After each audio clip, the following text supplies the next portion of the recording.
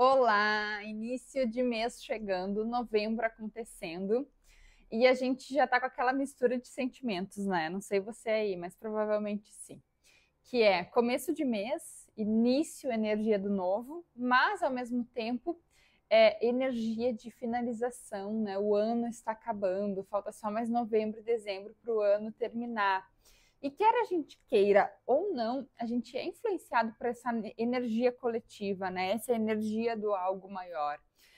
Quando a gente, né, está vivendo em sociedade, a gente também sofre os efeitos, né, daquelas culturas, dos costumes daquela sociedade, né? E a gente termina o nosso ano lá em 31 de dezembro, então a gente já vai sofrendo esses efeitos. Né? Fato é que as coisas na nossa volta vão mudando, né? A gente já percebe os enfeites de Natal nos mercados, né? Seja as árvores, as bolinhas, as luzinhas, a gente também já começa a perceber os panetones. E isso tudo, né, vem convidando a gente para sinalizar que o Natal está chegando, que o final do ano está chegando, então o ciclo coletivo está se concluindo. Né? E a gente pode querer fugir dessa energia e ir contra e achar que isso não faz sentido, né? Ou a gente pode olhar para isso com consciência, entender aonde isso nos impacta, de que forma isso nos traz impactos, né, no nosso dia a dia. E aí a gente pode olhar para essa energia de finalização de diversos ângulos, né? Seja quem fez a sua listinha lá das metas e ver se já concluiu a maioria delas ou se ainda não. Quem nem se lembra mais que as metas foram feitas, né? Quando gente que é capaz de olhar para o nosso ano, olhar para trás e ver quantas coisas incríveis aconteceram nesse período. Às vezes não, a gente olha para o ano e pensa que nada foi legal, né? Um monte de coisas não saíram assim conforme a gente planejou, conforme a gente gostaria, mas a gente está chegando, se conectando nessa energia. No mês de novembro, por aqui, com os meus vídeos, as minhas comunicações, muito provavelmente vão girar em torno de energia de escolhas, de decisões e de coerência, né? Porque eu me conecto com algumas questões, principalmente sobre os temas que eu gostaria de trazer aqui. E nesse começo de mês me veio essas diretrizes, né? A gente olhar para as escolhas do coração, para aquelas coisas que a gente faz e decide com base no que é valor para gente, no que importa para gente, e que isso seja coerente, coerente com os meus desejos, coerente com as minhas metas, coerente com os meus valores, coerente com quem eu sou. E falando assim, pode ser, me parecer até um pouco superficial, mas não, é bem profundo, né? A gente fazer escolhas coerentes com a nossa verdade, gente, é algo que a gente pode falar aqui de diversas nuances, de diversos lugares, porque nem sempre é fácil. Nem sempre a gente consegue se colocar num lugar onde a gente importa, onde as nossas decisões, as nossas escolhas e o nosso valor importa, né? Muitas vezes a gente se coloca de lado, a gente se deixa para depois, a gente coloca os desejos de outros na nossa frente, a gente coloca os desejos da nossa família, dos nossos filhos, colegas, chefes, enfim, a gente vai abrindo mão da gente e colocando outras coisas no lugar. Então, tomar decisões, fazer escolhas com coração e coerentes com a nossa verdade, com quem a gente é um desafio bem grande, né? Existe uma linha bem tênue, né, entre o que a gente fala hoje em dia de amor próprio e o que a gente fala de egoísmo, né, egocentrismo, só pensar no meu umbigo. Existe uma linha tênue, né, do que eu só penso em mim, só eu importo, nada mais importa, o outro não me interessa, só os meus desejos, as minhas vontades, as minhas escolhas, sabe aquela vida que vira em torno do umbigo, né? A gente já deve ter escutado bem essa expressão, né? Parece que a vida gira em torno do umbigo do fulano ou da fulana, né? Tem esse lugar onde eu não consigo olhar além, eu não consigo olhar para o outro, eu não consigo me conectar, eu não consigo ter relações, eu não consigo me doar para ninguém, eu não consigo dar nada para ninguém, eu só quero receber, receber, receber, receber, como se eu fosse o centro do universo, como se não existisse nada mais além de mim. Tem esse lugar, né, que a gente pode se colocar, uma sombra, né, que a gente pode se colocar.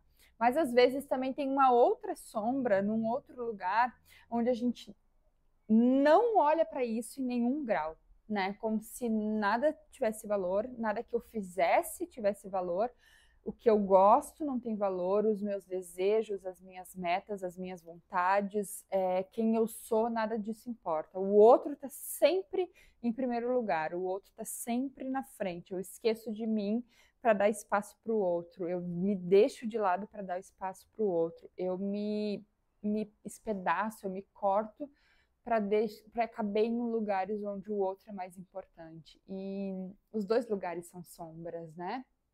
Os dois lugares tá faltando amor por mim, tá faltando amor próprio, né? O amor próprio é olhar para o meu ser enquanto ser humano, entender que eu sou divino, entender que eu importo, entender que eu tenho vontades, que eu tenho desejos, que eu tenho metas, que eu tenho um monte de defeito, mas eu também tenho um monte de qualidade. É eu ter a humildade e a grandeza de reconhecer quem eu sou, né? Reconhecer o que me compõe. E com essa mesma humildade, com essa mesma grandeza, eu consegui reconhecer o outro, eu consegui olhar para o outro, entender que ele também tem um monte de qualidade, ele também tem um monte de defeito, mas ele também é um ser humano. E quando a gente se coloca como igual, né? Quando a gente se coloca nessa grandeza de eu sou grande, mas ao mesmo tempo eu sou humilde, eu reconheço o ser que está na minha frente, eu consigo trocar.